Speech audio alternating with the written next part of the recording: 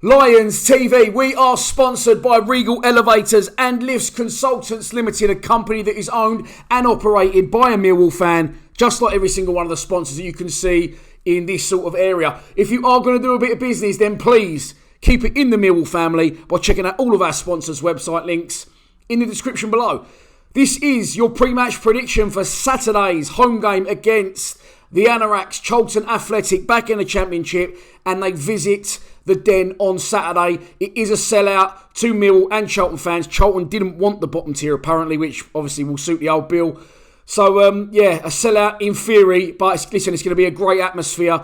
Charlton, of course, haven't beaten us for 23 years. 1996 was the last time that they beat us. Oasis hit number one with Don't Look Back in Anger and Wonderwall. John Major was the Prime Minister of the country. Terry Venables was manager of the England side, of course, for Euro 96, which was in England. I was only 16 years old. Some of you wouldn't have even been a glint in the milkman's eye at that stage.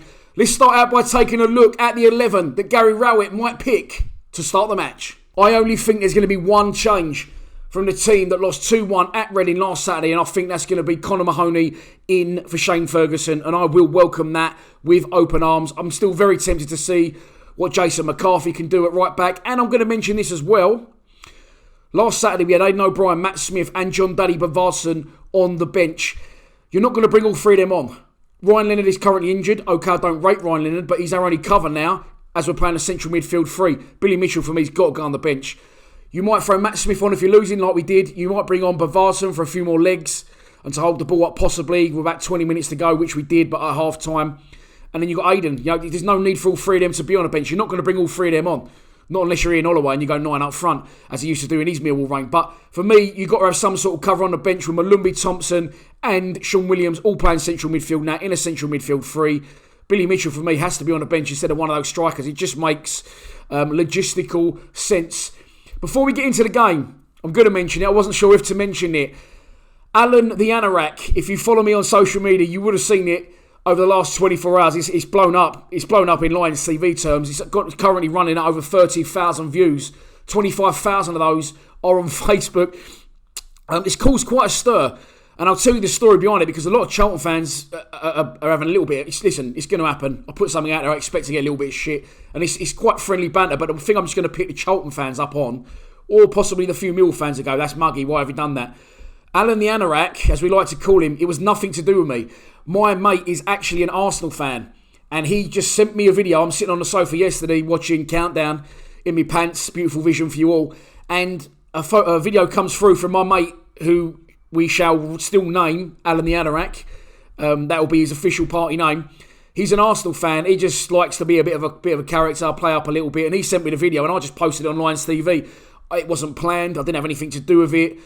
For the people saying, I can't believe you've gone to all this trouble. It was no trouble. But on the back of the Charlton fans saying, I can't believe you've gone to all this trouble, I'm now going to show you what I'm capable of. If I actually want to go to the trouble, I've got nothing to do tomorrow. So me and Alan the Anorak are meeting up and we're going to do a beautiful little pre-match ritual, what he does before the game, making his way to the station and the game, because I don't want people to think I've gone to the effort.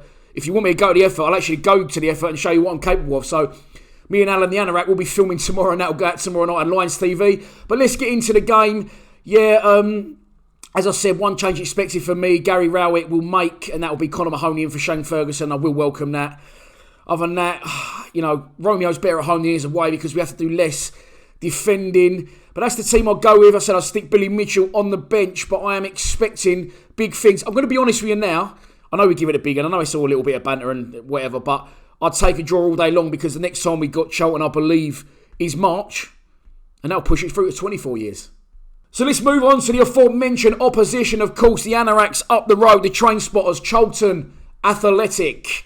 Promoted last season through the Championship playoffs. Obviously, they beat Sunderland in the final after a little bit of a horror start where their goalkeeper had an hole in his foot and went 1-0 down after about 5 minutes. They battled back well, and I watched the game, if I remember rightly, they won it pretty much for the last kick of extra time. I think a header. Since then, they pretty much kept their squad together.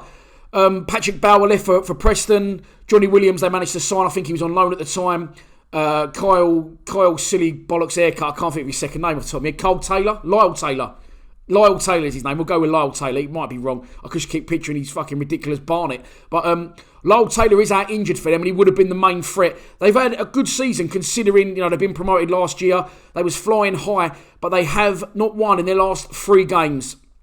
Last time out, losing 1-0 to Preston, and the 2 games previous to that were away to West Brom and away to Bristol City, where they managed to get a point at West Brom and nothing at Bristol City. So, yes, they haven't had a win in 3 games, but that's 3 very difficult very difficult opponents from there, so you don't read too much into that. Listen, you can't knock them. They've done well. They've gone down the path that we did. They've employed an ex-player of the club to be their manager, and now it seems to be working for him. Bowyer's got him up. He is doing well. He was a great player, like him or not. He actually scored in the 2-0 victory the last time they beat us, which was in 1996, by the way.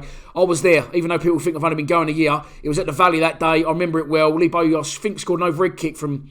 wasn't an overhead kick. He sort of drops and just kicks it over his head from about 6 yards. It was an overhead kick. It wasn't spectacular, put it that way.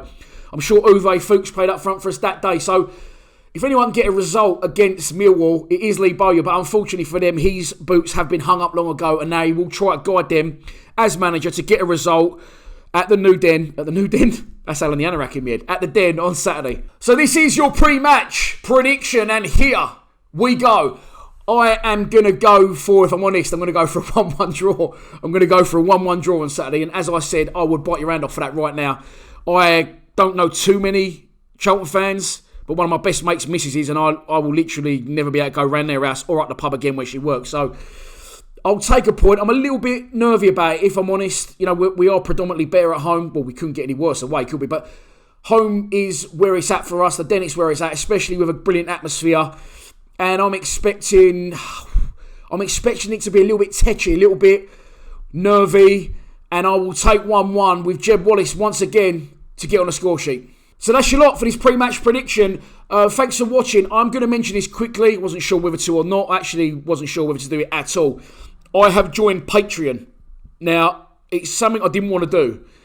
And Patreon is the following. I'll put our Patreon link on the screen now in case you do want to join. What Patreon is, it's something that a lot of content creators use. A lot of content creators that I know use it and have used it for a few years. I was wary because basically what it is, Lions TV is, was and always will be free. Okay, but now, if you want to join up for £2.50 a month, you can get extra content. You'll get entries into free match ticket giveaways. I'm going to give a Millwall shirt that's been signed by all the squad. It's the away strip, away at the end of the season. I'm going to do, we can win a trip to come on an away day with me and the Lions TV boys. You get 15% off one order at the No One Likes His Clothing. So basically, listen, you don't have to sign up for it, but if you want extra content, there's going to be Q&As exclusively for Patreon customers and payers. I was going to say, that's basically what it is. You're paying, let's not lie. And also, what we need, like last week, this microphone you see here, I bought this for 60 quid about 3 months ago.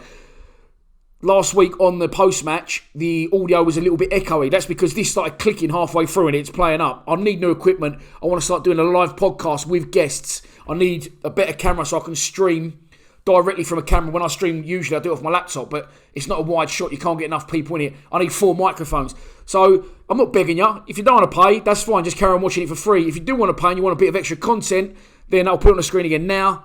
Our Patreon link is live and I would appreciate any help. As I said, I've been doing the channel now for nearly 4 years, and I'm not telling you you got to pay. It's still going to be free.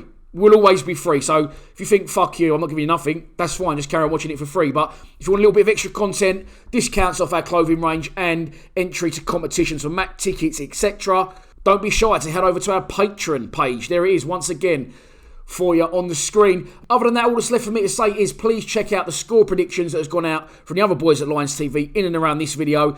Little shout out to the Millwall Tube and also Keen YT for those boys sending in their predictions every week. Make sure you're following their YouTube channel, Millwall based content. 2 young boys having a go and they're very good at what they do. That's why they're allowed to work on my channel. I will see you at the Den on Saturday if you're going. It's a sellout. I can't wait. 3 points will be a godsend. 1 point to do. 23 years and counting. Please subscribe to Lions TV. Come on, you Lions.